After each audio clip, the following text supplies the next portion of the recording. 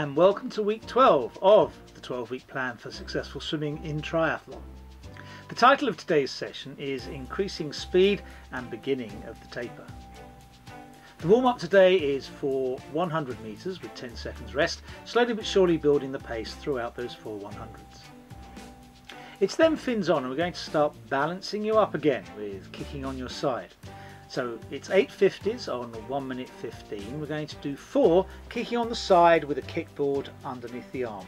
We'll just go to the computer and explain what that is, because afterwards we've got kicking on side changing by breath, and we'll also explain that. So we want you really nicely balanced and that head isolated from the movement of your body. Kicking on your side with a kickboard. Now you don't have the kickboard out front. This time you have the kickboard strapped to your body, held there just by your elbow, pushing against it. Now this keeps your body straight, because if you lift your elbow or you move your body, that kickboard is going to float away. So you've got to keep that dead against your body and your body straight. And it's exactly the same like any other kicking on your side. So you just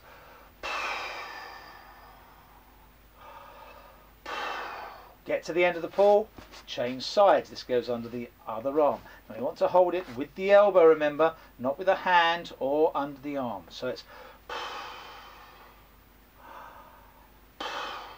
generally always have the hands by your side, balance up. If you feel yourself unbalanced, push that chest into the water. This is quite a good drill because the kickboard under the arm actually gives you a little more buoyancy to raise the head so you can easily turn to breathe. That's why it's there. So here we have Adam kicking on his side. Now he's actually going to change by breath, but if you are kicking on your side changing by length, just remember you remain on the same side exactly like this for the whole length, then change sides for the second length.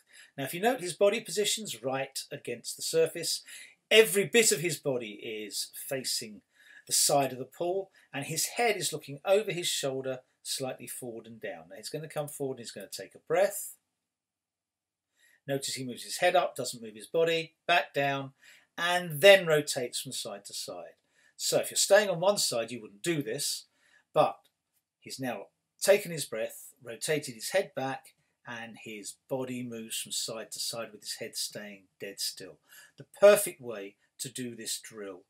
And this is without fins. You'll find it a lot easier with fins. Okay, breathe again, down, and then rotate without moving your head. Absolutely perfect way to do this drill.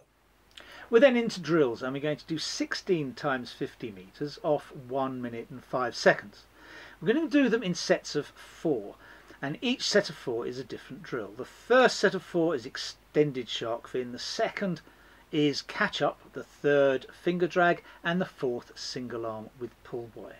Now some of these you haven't done for a while, so we'll just go to the computer and explain exactly how best to do these. Here's an extended shark fin drill where we raise the arm up into a shark fin, go back down, then bring it up and go forward, right the way along the body again.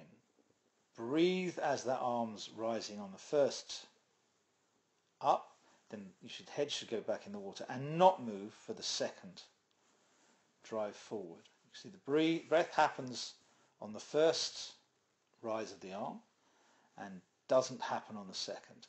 We're trying to keep the head still in this drill as well as do a very nice recovery with that arm coming forward really relaxed and high. Catch up should be done with one hand on the surface, the other hand joining it at shoulder width. Grab the catch, drive back, there. Catch, back, there. From the side, catch, there, catch, there. It doesn't matter if you want to breathe both sides, depending on how fast you do that stroke. But we really want the shoulder width arms and a catch before we drive through. So this is another drill, single arm using a pull buoy in the other arm. Now this is a good drill, but with all drills you can actually have errors creep in. Now these two exponents of the stroke are doing it really nicely. They're rotating to both sides, which is hugely important. You can see that rotation one way then the other. Let's roll that again. One way then the other. So it's forward, rotate, forward, rotate, forward, rotate. And that rotation forward is hugely important to extend the reach of the arms. You can see that rotation lets the breath get taken, and then that rotation really extends the stroke and allows you to move into that beautiful catch position, and then you drive back. You can see the swimmer on the other side's rotated and maximised their reach into the catch position and drives through. Here are another 2 exponents of finger drag, doing it really nicely and relaxed. You can see it looks so easy, but they are actually swimming at a reasonable speed. And we'll just slow that down so you can see. Just nice and relaxed, and that's exactly how you should be when you swim. Now as we taper, we want to swim faster and faster. And we have 4 lots of 1 times 100 plus 1 times 50. Now the 100's on 150 and it's meant to be done really fast.